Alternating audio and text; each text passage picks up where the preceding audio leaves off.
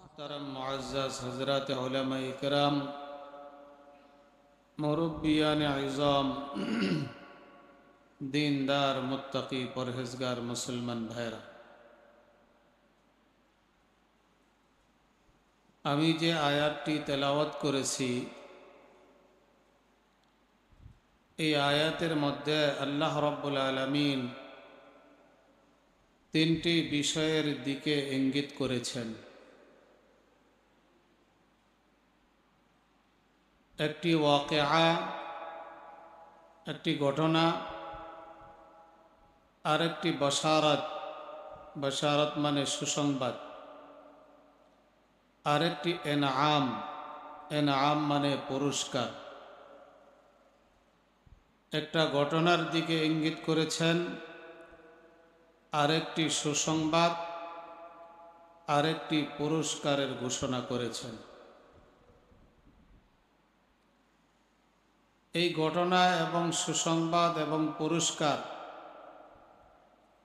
এই তিনটি জিনিস মানুষের মৃত্যুর সময়ের সাথে সম্পর্ক। অর্থাৎ এই ঘটনাটি ঘটবে যখন মানুষের হায়াতের জিন্দেগি শেষ হয়ে যাবে, মৃত্যুর কার্যক্রম শুরু হয়ে যাবে, মৃত্যুর সূচনা হবে, তখন এই ঘটনা ঘটবে এবং তখন একটি সুসংবাদ দেওয়া হবে, তখন একটা পুরস্কারের ওয়াদা ঘোষণা করা হবে। মানুষের ৬০, ৭০, ৮০ বছরের জীবন যখন শেষ হয়ে যাবে, মানুষ এই দুনিয়া থেকে যখন চলে যাবে, আখিরাতের জীবনের মুসাফির যখন হয়ে যাবে, তখন তার জীবনে একটি ঘটনা ঘটবে। আর সেই ঘটনাটি হলো এই যে মালাকুল মউত, মৃত্যুর ফেরেশতা, আমরা সকলেই জানি আজরাইল আলাইহিস সালাতু ওয়াস সালাম।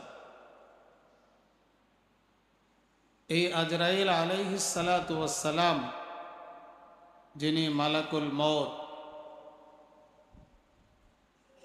উনি ওই মানুষের মৃত্যু ঘটাবেন এবং তার সাথে আরও সাহায্যকারী অসংখ্য অগণিত ফেরেশতাও থাকবেন। এই মালাকুল মউত আজরাইল আলাইহিস সালাতু ওয়াস সালামের সাথে যেই সমস্ত ফেরেশতা সাহায্যকারী থাকবেন, তারা দুই প্রকার। এক প্রকার থাকবে ডানে থাকবে, তাদেরকে আসহাবুল ইয়ামিন বলা হয়। আর কিছু সংখ্যক ফেরেশতা বামে থাকবে, তাদেরকে আসহাবুশ শিমাল বলা হয়। মালাকুল মউতের ডানে যে ফেরেশতাগুলো থাকবে, তাদের চেহারা থাকবে সাদা, উজ্জ্বল, নুরানি।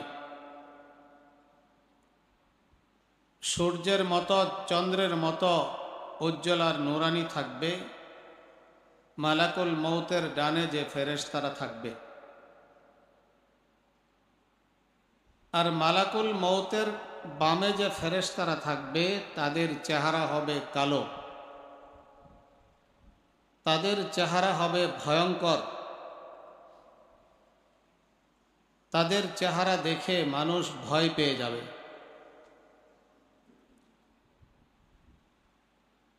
তো ডানে যে ফেরেশতারা থাকবে, তাদের চেহারা থাকবে নুরানি, চন্দ্র সূর্যের মতো ঝকঝকা থাকবে।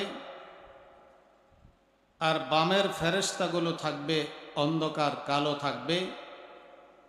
ভয়ঙ্কর অবস্থা থাকবে, তাদের চেহারা দেখে ভয় পেয়ে যাবে। কোন কামেল মুমিন আল্লাহওয়ালা নেককার বান্দার মৃত্যু যখন ঘটাবে, তখন সর্বপ্রথম ওই আসহাবুল ইয়ামিন ডানে যে ফেরেশতাগুলো থাকবে, যাদের চেহারা উজ্জ্বল এবং নোরানি হবে, ওই সমস্ত ফেরেশতারা একটু দূরে অবস্থান করবে। নেককার বান্দাদের রূহ যখন কবজা করবে, কামেল মুমিন নেককার বান্দা, তখন সাথে সাথে তাদের কাছে আসবে না। ওই আসহাবুল ইয়ামিন ডানে যে ফেরেশতাগুলো থাকবে, নোরানি ফেরেশতা, এগুলো একটু দূরে অবস্থান করবে।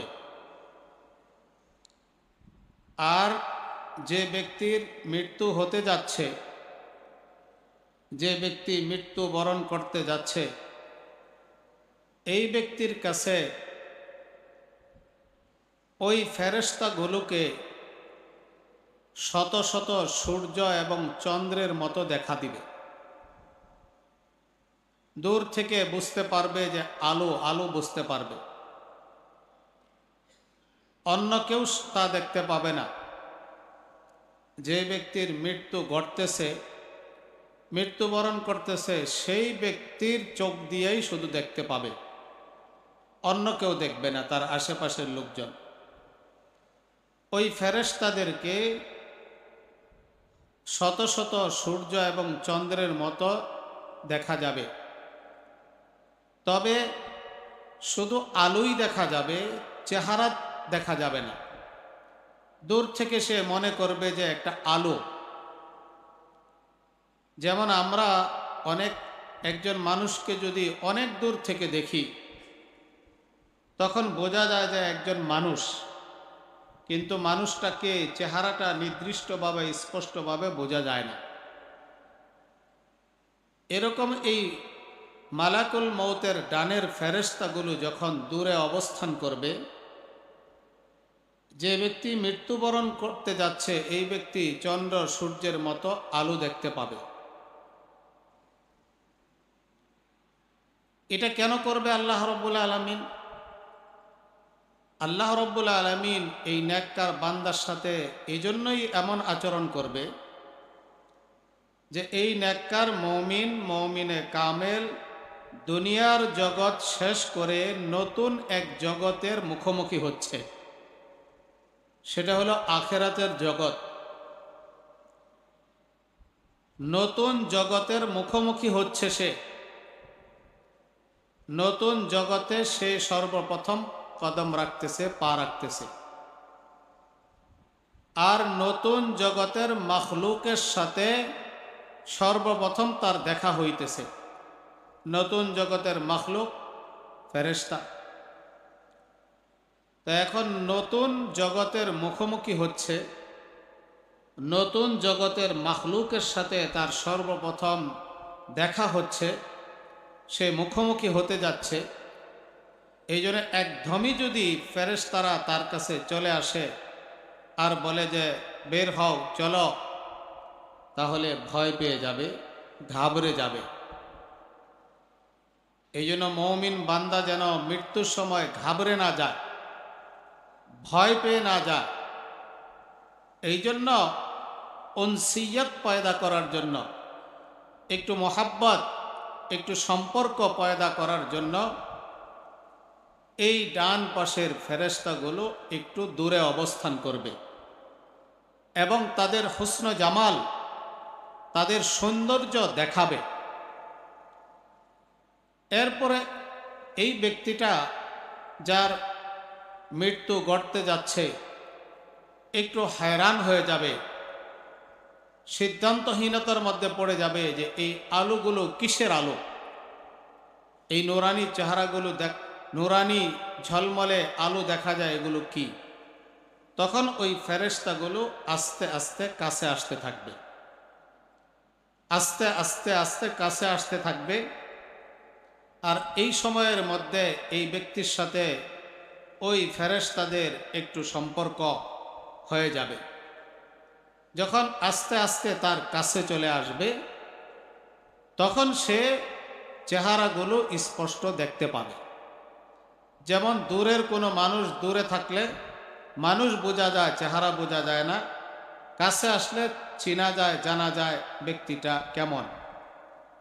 তখন সে বুঝতে পারবে এগুলো নূরানি ফেরেশতা। আর এই ফেরেশতারা তার কাছে আসার পরে সাথে সাথে তার জান কবজা করবে না। এই কামেল মুমিনকে প্রথমে ওয়াজ করবে, নসিহত করবে, তার সাথে ওয়াজ করবে, তাকে উপদেশ দিবে, আখেরাতের জগতে যাওয়ার জন্য তাকে উদ্বুদ্ধ করবে, আগ্রহ সৃষ্টি করবে। তার বলবে, উখরুজি আইয়াতুহান নাফসুত তাইয়্যিবা কানাত ফিল জাসাদিত তাইয়্যিব। হে পবিত্র আত্মা, উখরুজি আইয়াতুহান নাফসুত তাইয়্যিবা, হে পবিত্র আত্মা, তুমি বের হয়ে আসো। কানাত ফিল জাসাদিত তাইয়্যিব, যে তুমি পবিত্র দেহের মধ্যে ছিলে। হে পবিত্র আত্মা, যে তুমি পবিত্র দেহের মধ্যে ছিলে, ওই পবিত্র দেহ থেকে পবিত্র আত্মা তুমি বের হয়ে আসো। উখরুজি ইলা রাউহি ওয়া রায়হান ওয়া রাব্বিন গায়রা গাদবান। কোথায় বের হয়ে আসো? খুশি, আনন্দ, নিয়ামত, শান্তির দিকে। আর অরব্বিন, এমন পরওয়ারের গারের দিকে, এমন রবের দিকে তুমি বের হয়ে আসো, গায়রা গাজবান, যে রব তোমার উপরে অসন্তুষ্ট না, রাগান্বিত না। এমন রবের কাছে তুমি ছুটে আসো, বের হয়ে আসো। তাহলে তাকে ওয়াজ কি করবে? উখরুজি আইয়াতুহান নাফসুত তাইয়্যিবা, হে পবিত্র আত্মা বের হয়ে আসো। কানাত ফিল জাসাদিত তাইয়্যিব, যা ছিল পবিত্র দেহের মধ্যে। কারণ নেককারদের দেহ থাকে পবিত্র। নেককারদের আত্মা যেরকম পবিত্র থাকে, নেককারদের দেহ বডিও পবিত্র থাকে। এই জন্য নেককারদের রূহকে এইভাবে ডাকবে, আইয়াতুহান নাফসুত তাইয়্যিবা, পবিত্র আত্মা, কানাত ফিল জাসাদিত তাইয়্যিব, যে তুমি পবিত্র দেহের মধ্যে ছিলে, এখন বের হয়ে আসো। পবিত্র আত্মা কিভাবে? তাদের আত্মার ভিতরে ছিল আল্লাহর ভালোবাসা, মহাব্বত। তাদের আত্মার ভিতরে ছিল আল্লাহ রসুলের ভালোবাসা, মহাব্বত। তাদের আত্মার ভিতরে ছিল নেক আমলের ভালোবাসা, মহাব্বত। তাদের আত্মার ভিতরে ছিল কোরআনের ভালোবাসা আর মহাব্বত। যত ভালো জিনিস ছিল, সমস্ত ভালো জিনিস ছিল তাদের অন্তরে, তাদের আত্মায়। তাদের আত্মার ভিতরে কোনো খারাপ জিনিস ছিল না। আমার ভাইরা, এই যে মানুষের কলব আর দিল, এটা হলো আল্লাহর মারেফাত এবং ভালোবাসার টাঙ্কি। এই যে মানুষের দিল এবং কলব, আত্মা, এটা হলো আল্লাহর মারেফাত আর ভালোবাসার টাঙ্কি। এখানে আল্লাহ পাকের মারেফত, হেদায়েতের নূর আসে এই আত্মার ভিতরে। চারটা রাস্তা দিয়ে আসে। একটা হলো জবান, আরেকটা হলো কান, আরেকটা হলো চক্ষু, আরেকটা হলো দিমাগ, মানুষের আকল।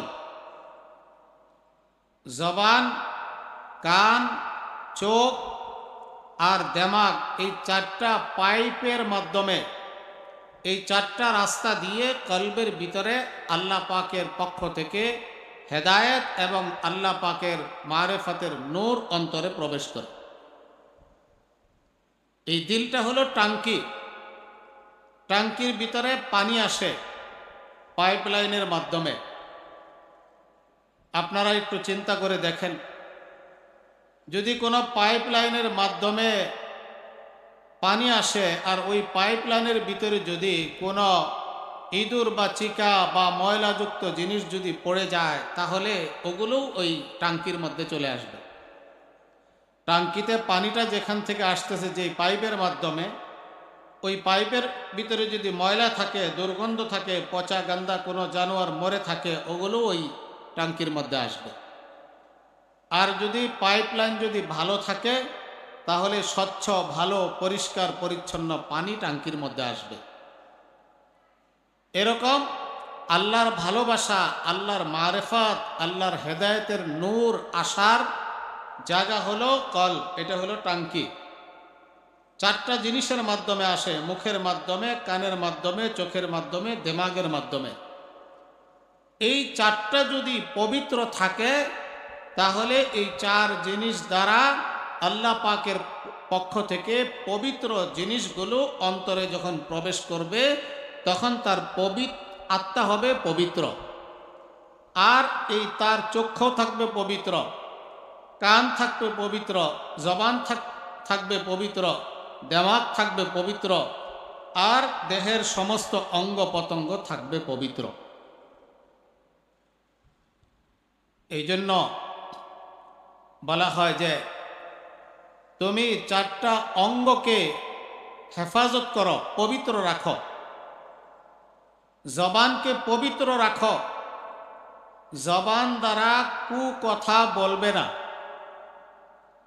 কানকে পবিত্র রাখো, কানের দ্বারা কুকথা শুনবে না। চক্ষুকে পবিত্র রাখো, চোখের দ্বারা কুদৃষ্টি করবে না। আর এই দিমাগকে পবিত্র রাখো, দিমাগ দ্বারা কুচিন্তা, খারাপ চিন্তা করবে না।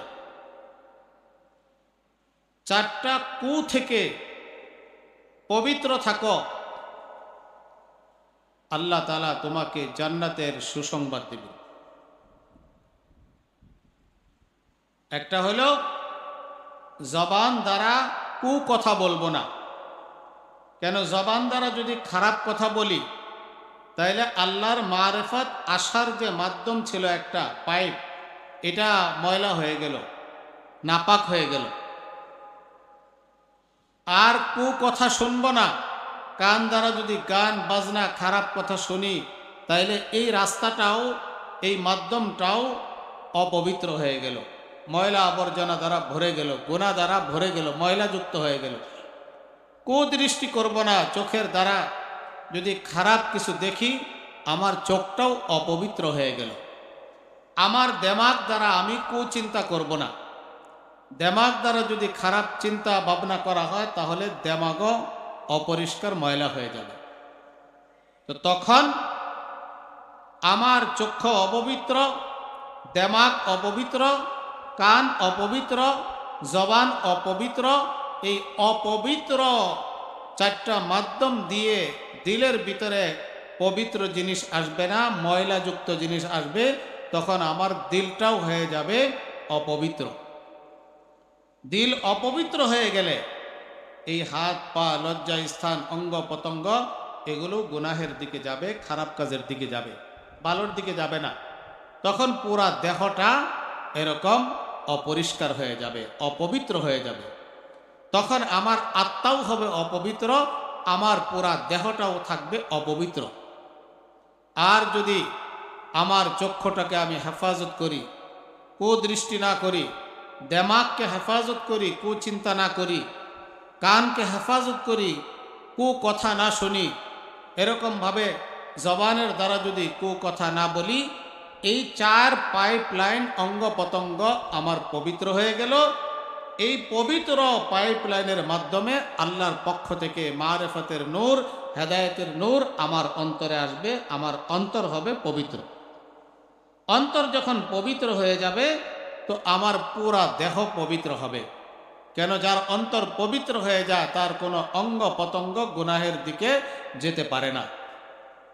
এই জন্য নেককারদের রূহ যখন কবজা করা হবে তখন বলা হবে, হে পবিত্র আত্মা, তুমি তোমার পবিত্র দেহের মধ্যে ছিলে, তোমার চোখ ছিল পবিত্র, তোমার মুখ ছিল পবিত্র, তোমার কান ছিল পবিত্র, তোমার দেমাগ, হাত পা, লজ্জা স্থান, তোমার পুরা দেহটা পবিত্র ছিল। আর এই পবিত্র দেহ থেকে তুমি পবিত্র আত্মাটা বের হয়ে আসো। কার কাছে যাবে? ইলা রাউহি ওয়া রাইহান, শান্তি এবং নিয়ামতের দিকে যাও, খুশি এবং আনন্দের দিকে যাও। অরাব্বিন গায়রা গাযবান, আর এমন রব, এমন পালনকর্তা পরওয়ারদিগারের কাছে তুমি যাও যে রব তোমার উপরে অসন্তুষ্ট না। আরো এইভাবে করে এই নুরানি ফেরেশতারা ওয়াজ করবেন, দুনিয়ার বুরাই বয়ান করবেন, যে এই যে দুনিয়া, এটা পচাগান্দা দুনিয়া, অপবিত্র দুনিয়া, এই দুনিয়ার ভিতরে শুধু কষ্ট আর কষ্টই। শান্তি একটু থাকলেও ক্ষণিকের জন্য অস্থায়ী শান্তি। দুনিয়া হলো কষ্টের জায়গা, দুনিয়া হলো একটা অপবিত্র জায়গা, গুনাহের জায়গা। এই দুনিয়ার থেকে বের হয়ে যাও, আখেরাতের দিকে আসো, যে আখেরাত তোমার জন্য শান্তি এবং সুখকর হবে। আখেরাতকে ভয় পেও না, আখেরাত শান্তির জায়গা।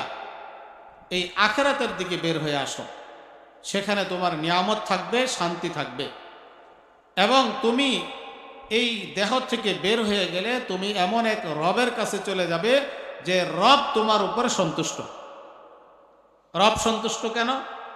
দুনিয়াতে তুমি আত্মা পবিত্র ছিলে, তোমার দেহ পবিত্র ছিল, আর আল্লাহ তাআলা এই কথাই বলেছিল, বান্দা তোমাকে যখন দুনিয়াতে আমি পাঠাইছি, তোমাকে একটা পবিত্র চক্ষু দিয়া পাঠাইছি, এটাকে পবিত্রই রাখো মৃত্যু পর্যন্ত। কি ভাই, মায়ের পেট থেকে যখন মানুষ আসে তো চোখের কোনো গুনাহ থাকে নাকি? কোনো গুনাহ থাকে না, চোখটা পবিত্র থাকে। মায়ের পেট থেকে যখন মানুষ আসে, কানে কোনো গুনাহ থাকে না, পবিত্র থাকে। মুখের কোনো গুনাহ থাকে না, লজ্জা স্থানের গুনাহ থাকে না, হাত পায়ের গুনাহ থাকে না।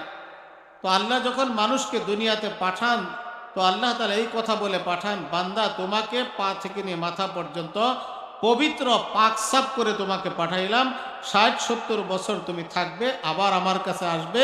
এই 60-70 বছর তুমি পাক সাফ হয়েই থাকো। আমার পবিত্র চক্ষুটাকে মৃত্যু পর্যন্ত পবিত্রই রাখো, আমার পবিত্র লজ্জা স্থানটাকে মৃত্যু পর্যন্ত পবিত্রই রাখো, আমার এই হাত পা, পবিত্র হাত পা দেওয়া হাতকে তুমি পবিত্রই রাখো, তোমার নাক কান দেমাগ অঙ্গ প্রত্যঙ্গকে পবিত্র রাখো। এখন তুমি যখন 60 বছরের হায়াতের জিন্দেগিতে এগুলোকে পবিত্র রাখছো, তো তোমার রব তোমার উপরে সন্তুষ্ট। তো তুমি আসো এমন রবের দিকে যে রব তোমার উপরে সন্তুষ্ট, রাগান্বিত না। এইভাবে করে বান্দাকে, নেককার বান্দার সামনে ফেরেশতারা ওয়াজ করবে। ওয়াজ করবে কেন? আখেরাতের লোভ দেখাবে, নিয়ামতের লোভ দেখাবে। কেন? যাতে করে মানুষের রূহ মানুষের ভিতর থেকে বের হয়ে আসে সহজে। এখানে আমি আপনাদেরকে একটু থামাই। এই পৃথিবীতে কিছু বিশেষ নেককার মানুষ আছে, উপরের দরজার নেককার মানুষ। তাদেরকে ওয়াজ নসিহত করতে হয় না, তারা জীবিত থাকতেই আখেরাতের জন্য তারা প্রস্তুত, মৃত্যুর জন্য তারা প্রস্তুত। তারা জীবনটাকে এত সুন্দর বানাইছে, তাদের জীবনটা হলো পরিষ্কার, তাদের জীবনে কোনো গুনাহের স্পট নাই, গুনাহের কোনো ময়লা নাই। হায়াতের জিন্দেগিতে তারা কোনো গুনাহ করে নাই। তারা কোরআন এবং হাদিসের আমল দ্বারা জীবনটাকে নুরানি করে ফেলছে, কল্পটাকে পরিষ্কার করে ফেলছে। তাদের আর এই দুনিয়ার জীবন ভালো লাগে না, দুনিয়ার জীবন তাদের কাছে একদম খারাপ লাগে। তাদের কাছে আখেরাত ভালো লাগে। তারা নিজেদের দিলকে দেহ থেকে আলাদা করেই রেখেছে কেমন যেন।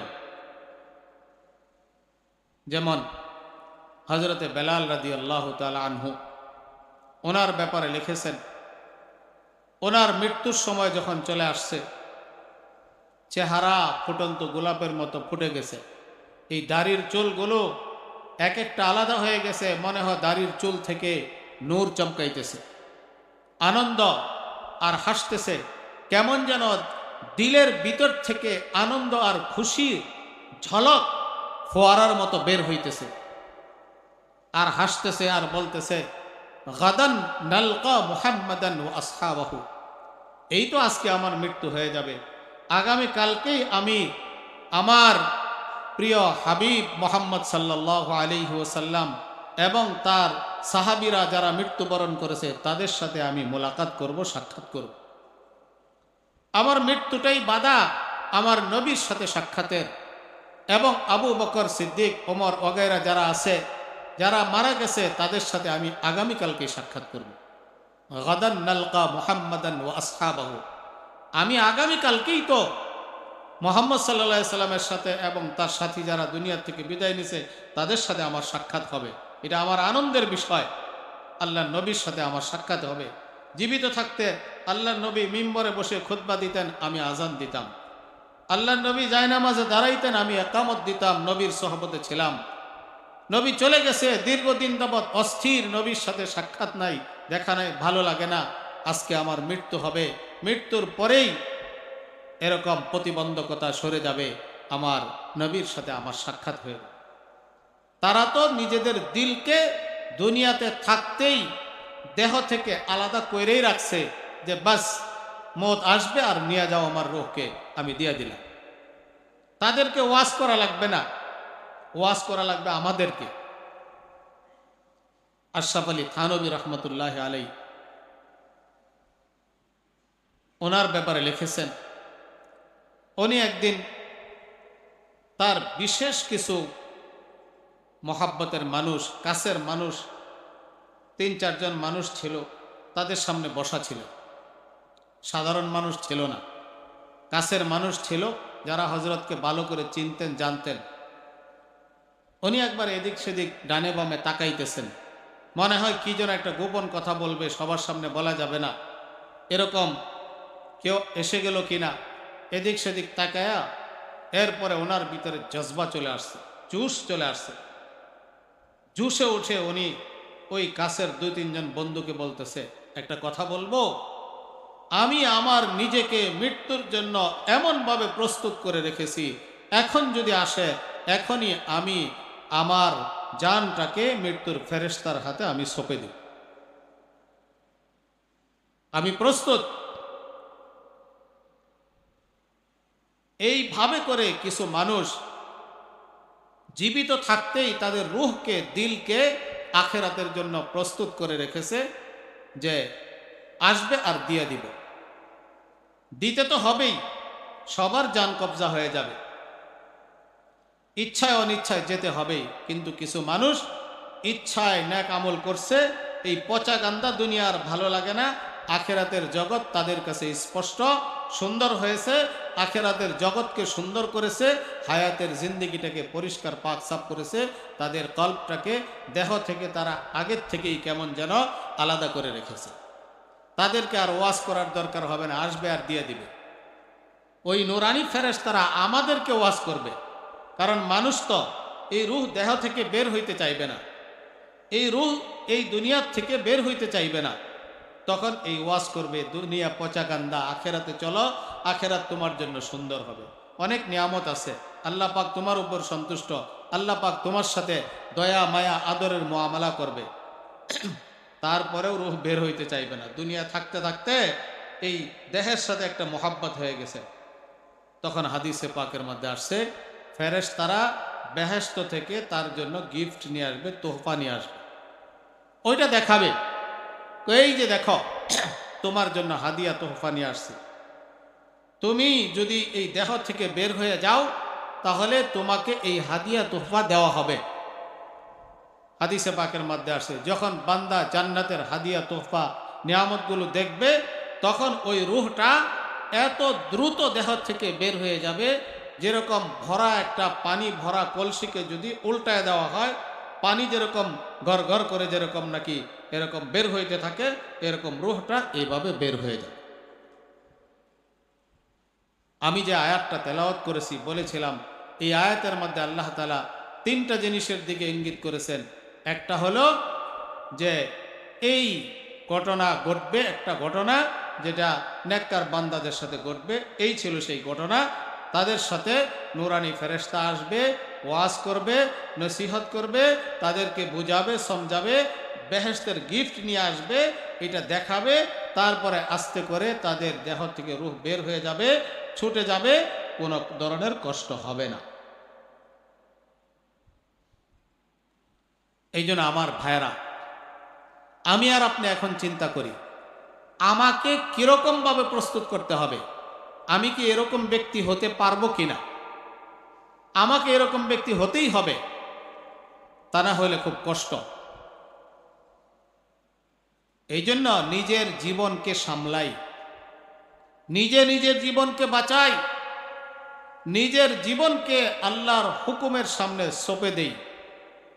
আল্লাহর হুকুমের বাহিরে নিজের জীবনকে পরিচালনা করব না।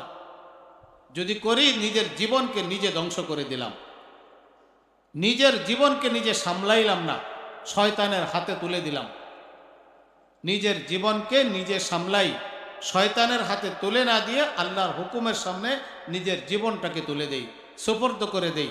নিজেকে চিনি, নিজেকে নেককার বানাই, নিজেকে দামি বানাই, নিজেকে এরকম প্রস্তুত করি যে নুরানি ফেরেশতা এসে যেন আমাদেরকে ওয়াজ করে, জান্নাতের হাদিয়া দেখায় যেন আমার রূহটা বের করে নিয়ে যায়।